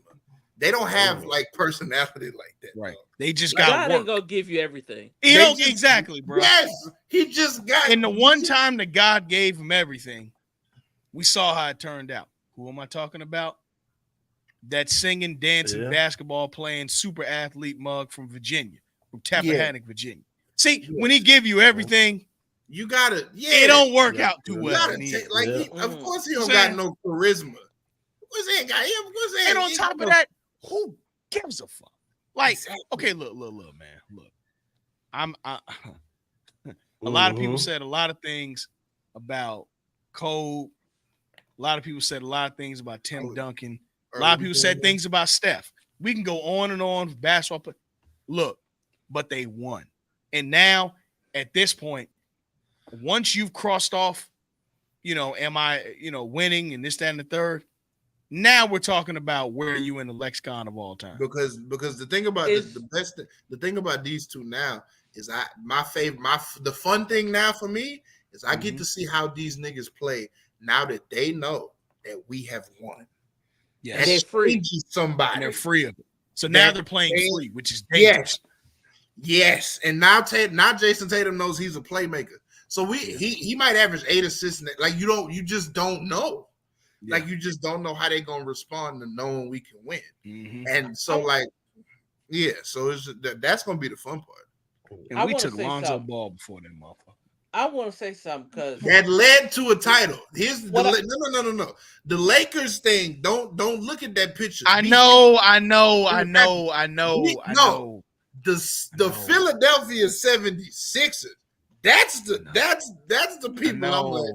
That's not their fault though, because I mean, excuse me. Ben Simmons is not their fault. You can't predict that. Okay? Markelle Fultz is Markelle Fultz ain't really their fault either because it happened after the draft. And it was the shoulder injury that nobody's ever seen or heard of since. So But I want to say something about the Celtics. I think the media was trying to kind of choke them on their own umbilical cord of success. And what I mean by that is because they consistently went to the conference finals year in and year out, because they didn't get over the hump of winning a championship, they kept getting backlash and kept getting destroyed in the media. But Tatum is only in year 7. Brad Stevens like the criticism is stupid, and the only reason they're getting criticized is they consistently play in May and June. Yeah, that's the only reason. They're literally the first team or the biggest team I've ever seen get beat for their own success. Yeah. Because I mean, no other. I mean, let's say they were like the Magic, right? You see the Magic, they lost in the first round. Maybe next year they win in the second round. Who knows? Get to the second round next year, they get a good hand clap. 5, 6, 7 years, it's going the same way, and then now they end up the same place. If they go to the conference finals twice, it's not going to be nobody's going to say break it up. They're going to say, well, we just need a piece here, need a piece here, and freak it like that. But because the first year everybody gets injured and Brown and Tatum take over, and And Terry Rozier Terry roll Rozier, these Scary Terry, Negroes to the Hey, Eastern and Terry. Conference Finals 7 games yes, with the best player in the and world. it came this close to beating LeBron Yes, and the yes. Cavs. This LeBron got dunked close. on, and then Jason Tatum did not get the ball again. It did. Hell They no. did. He didn't Because get the ball. LeBron 2018 The just needed to script was remind you written right again. there. Absolutely not. He needed to Look, remind I you will say again. this. I will say this. If Tatum was sorry, that dunk would have been scrubbed from the internet. Exactly. It would have been scrubbed from NBA history if Jason But Tatum but was but like sorry. I'm saying, like they just the media kept dogging them. They finally get up to the finals in 22. Okay, they get to the finals. Instead of people congratulating them for being a young team, getting to the finals, finally getting over the hump, Went and up losing 2-1 to against the dynasty. Went up 2-1 against a against the dynasty, dynasty. against the most experienced team. I mean, LeBron would be the most experienced player, but the most experienced team in the league by far, and that's a dynasty, and they get killed for losing to them They get in six killed. games. You know what I'm saying? And then the next year they go against Miami. Tatum hurts his ankle in game 7. They end up getting blown out, Mm. and we kicked their back in for a whole year. kick I that back. Then like we I then don't like get we it. then like we bring in Drew. We bring in Drew and Chris Stapps and niggas is like, I don't know, man. I don't know. I don't know. We win looks and we win 64 games and we win like 15 of them by And 25, still 25 was plus saying I points. don't know. I don't know. I don't know. I don't know. The Timberwolves got the number one defense. Well, the Celtics don't have the number one defense because they were leading so much across the year, dog. Exactly. Mm-hmm. Yeah, They had the number 3 defense. And the game number one of this finals, everybody on the timeline was like, "Oh, holy shit!" yeah, and Everybody was Porzingis like, just "What the fuck?"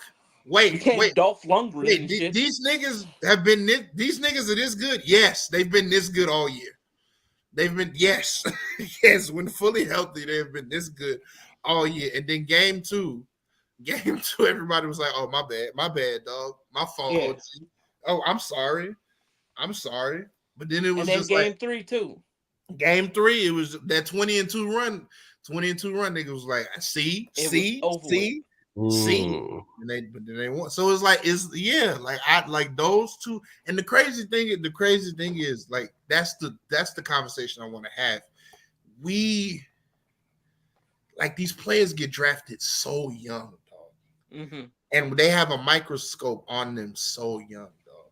And when the Minnesota Timberwolves beat the Nuggets, I saw some shit and I saw niggas the conversation on the timeline, and I was like, y'all, please don't make me be mad at Anthony Edwards, please. He's only 22, dog. You're The projecting culture. forward. Like we've had this constant conversation of projecting forward on players, and when they don't deliver how we want them to deliver, we tear them down. Mm-hmm. Look at what they're doing to Luka right now. Because And people it's year realize 6 for Luka. it's year 6. He's 25. He led the league in scoring. So it's like he led the league in scoring, and now all of a sudden everybody's realizing that how Luka is as a player has always been an issue. Like what I mean, like that he's yelling at officials. He's like how like how he behaves. His behavior, Always looking for a call. yeah. Always looking for a call. That game 4 performance didn't do Luka no favors, but he's Mm. only 25. I'm Yep. not giving up on Luke. I wish I would give up on that cold And, ass. and who knows? Maybe this is their 2022. Yeah. You know? Yeah, because not everybody gonna be able to play team defense like we did this season on the Dallas Mavericks. Like it's gonna be plenty of series where it's just gonna be like where it's just gonna be like teams gonna roll up thinking they can beat us, and Luka gonna serve them up too. 4 straight. Listen, Derek Lively was just a rookie this year, and see Yeah. how amazing he played. And this is his rookie year. Yeah. Imagine If they 3-4 get a years third, later. if they get a third scorer, that's all they need is and I'm not talking about 25 per game. I'm talking about give me somebody with a consistent 18 points. 18 to 20. Who's capable of 30 when his shots come to him. Yeah. Like Boston got with KP. Yes. Like Boston has with Drew. Or Derek White. Oh, and Drew Holiday shot. There's a lot of By the way, Drew Holiday shot 50, 40, 90 in the playoffs, by the way. I don't you know what I'm saying? Like let them they just need a third scorer. They need to keep PJ and Daniel Gafford. They need to get rid of Maxi Kleber. I'm sorry. He gotta go. It's him and Dwight Powell, their time is up. And like fam, they'll be in the mix. You just gotta be like with the thing about the Jays is like we were in the mix every year. You know what I'm saying? And there was something them two had something to learn every single year. And so now it's like, now they know they can win. Yeah. So what we do in the offseason is my want is I want one player and I love him. The Warriors are letting Kayvon Looney walk. I would love Loon. I would love Loon and replace Al. Now Loon is a different type of player now because Al can shoot threes. But Loon is like an inside presence. He'll battle with you on, you know what I'm saying, on the boards and stuff. I'd love, and then like Loon has been. Al got one more year on his deal though. One more year on his deal. He gone. You know what I'm saying? All-time Dominican Al Horford. The only Dominican basketball player to win an NBA championship. So he's the greatest Dominican basketball player of all time. Automatically. But I like Loon because Loon comes from a winning organization. And Loon is such a good dude that I wouldn't want Loon as a Sacramento King or Loon as a Washington Wizard. Send Loon to the Celtics. Send Loon to like a winning organization. Send Loon to Miami. You know what I'm saying? Like send Loon to Miami. And like because of Kristaps' health, he probably only gonna be a regular season. I would only want him for like 55 to 65 games. So if we can find tall, cheap rim protection in place of Kristaps, you know, for the games that he misses that can give us consistent minutes, that's what I would want up front. Our backcourt is solidified because we got Mr. Half Court Heaver, you know what I'm saying, Peyton Pritchard, who should never leave the state of Massachusetts. No. He should never leave. He should never leave it. No. I really like him even traveling for games, to be honest with you. Hey, that'd be fire. He only plays home games? Only plays home. Oh man. Only play homes. He on his Phil Jackson shit. He on his Phil Jackson shit. He should shit crazy. In his contract, it should be from this point forward. At the end of every quarter, if we have the ball, shoot it. Just take it.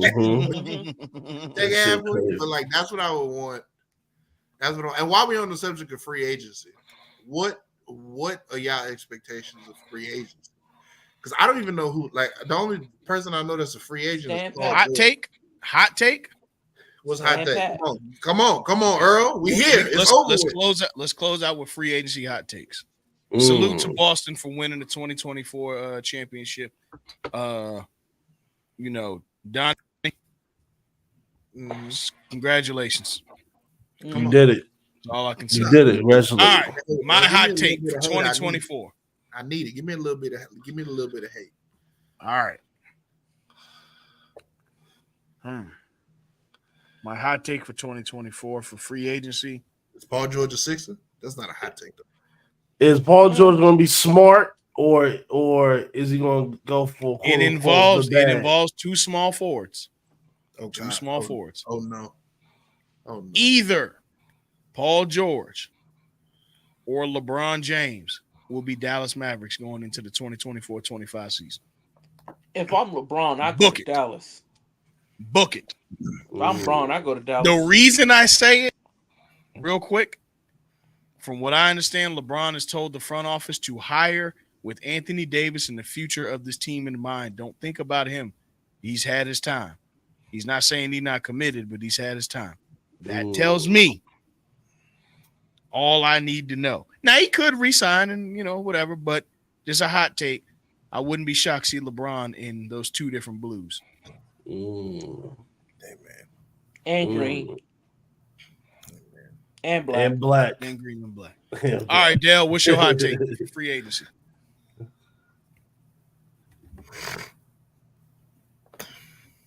So when you say hot take, you mean what I want to happen or what? Yeah, I just something that you think is going to happen in free agency.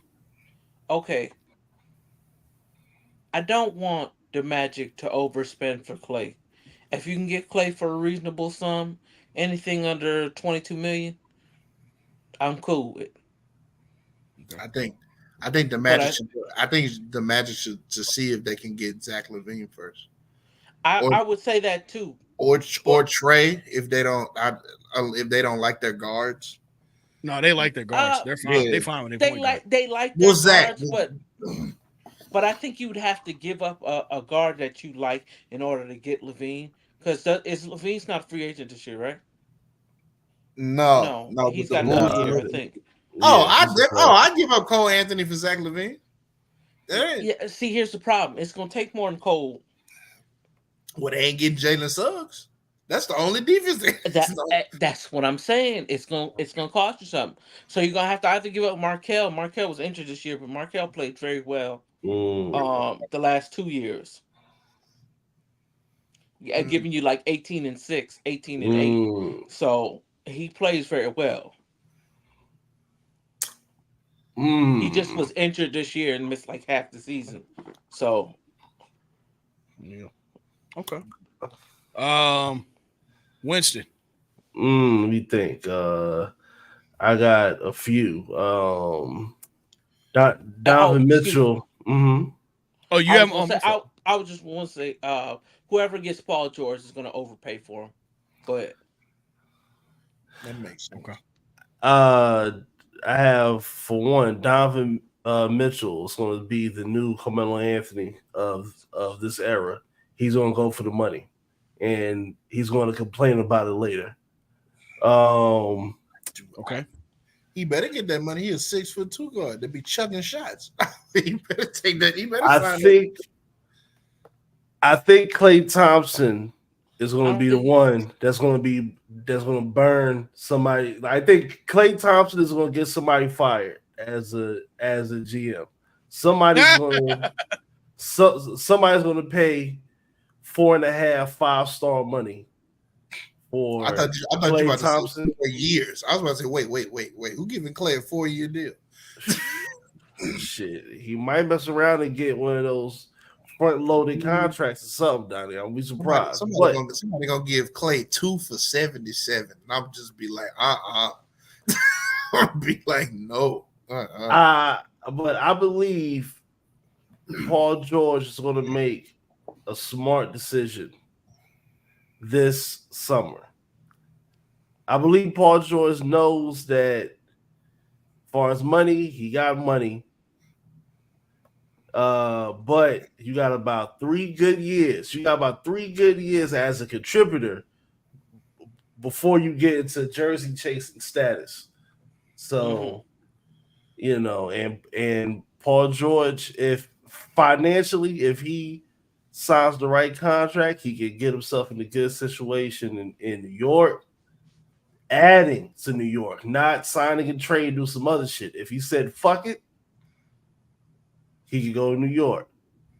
If he says fuck it, he can go to Denver. But I believe now is like whoever now is going to be forming up. Like I think like the off season is forming up your roster to a 2-star roster as it should be. And yeah. And me, with my hot take is the Spurs not gonna keep that number 4 and that number 8 pick.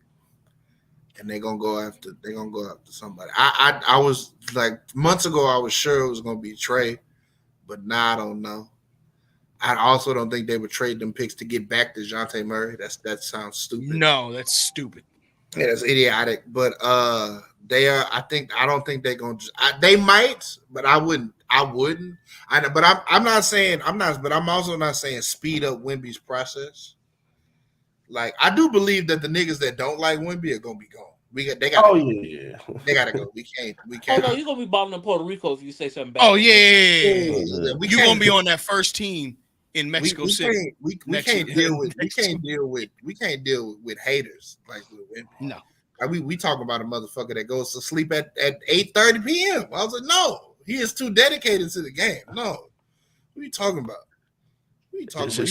Shout out to the Fever. It's gonna be y'all next season too. Half of y'all gonna be paper or plastic. It's gonna be there, paper or plastic, baby. Yeah. They're gonna be gone. I got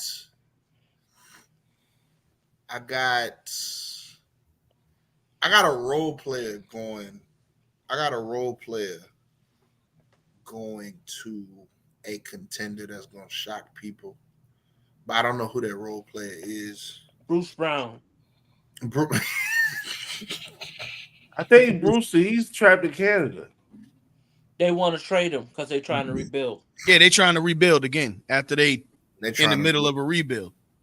They're trying to from a rebuild. See, this is what's dangerous when you don't commit to the youth. This is what's dangerous. Mm-hmm. Yeah. You know what I'm saying? Shout out Bruce Brown. You know, me and Earl. All your cards on the table, brother. He is $45 million of what, Earl? All effort. All effort, baby. All First effort, team, baby. all effort. All effort, baby. That's my hot take. Bruce Brown, you are a Los Angeles Laker. That's what's gonna happen. That's what's gonna happen. That is D'Angelo Russell. I'm gonna close this out with prayers up to Nate Robinson. Yes. I pray that he gets a kidney. Yes. Please. Yeah, man. He on the sick and shut-in list. Yeah, man. I can't. Not my dog. Not Nate. Crazy thing. Here's the crazy thing about watching basketball. You fall in love with so many players. Nate Robinson, for the 6 months he was there, was like my favorite Celtic. I was like, oh, we got Nate? Oh, come on now, man. Robinson always that type of guy. We rooting for you, Nate, man. Please, somebody give him a kidney, dog. Please, somebody give him a kidney, dog. Exactly. Yeah, man. So we rooting for him. Thoughts and prayers, Nate Robinson. You know what I mean? Thoughts and prayers. That was crazy. All right, word. Well, shoot, man. This has been another episode of Get You From The Stands. I want to appreciate all of y'all for coming out. Congratulations again to Donnie for being world champ. You got a year to talk your shit, or when y'all get eliminated from the playoffs next year. So actually, no, it's a whole year. It's a whole year. I got a year to talk shit, but they've won in my youth. They've won in my adulthood. I'm spectating basketball for the rest of my life. Until like we get another group of young players and like there's promise. Well, you have a group of young players now. Y'all but 27 and 28. Yeah, so it's like unless we lose in catastrophic fashion, I think I'm gonna be fine. You know, watching y'all and the Warriors win the way they have, I feel like you ever seen that meme of Squidward where he's standing in the crib looking at SpongeBob and Patrick playing outside? That's me being a Laker fan. I'm just here. Well, you know, you had 5 throughout your childhood. Stop kicking the dog. No. You know what's the crazy thing? You know how Laker fans will feel better if the team just said, fuck it, let's go celebrate the 2020 championship how we want to celebrate. Why hasn't they thrown an event to celebrate, to do an actual celebration of that title? That's true. Listen. Well, they could have been and the Dodgers too. Yes, and the Dodgers. They could have did both of them. I like the Dodgers to get a world championship before we do. Oh, they will. That's they damn sure will. Anywho, look, man, thank y'all for coming. Z, we coming up on 5 years, brother. Woo! Well, we're coming up on 6 years. 6 years. 6 years. Okay. 6. Coming up on 6 years, brother. 2018. Till next week, we out. Peace. In that stream, yes.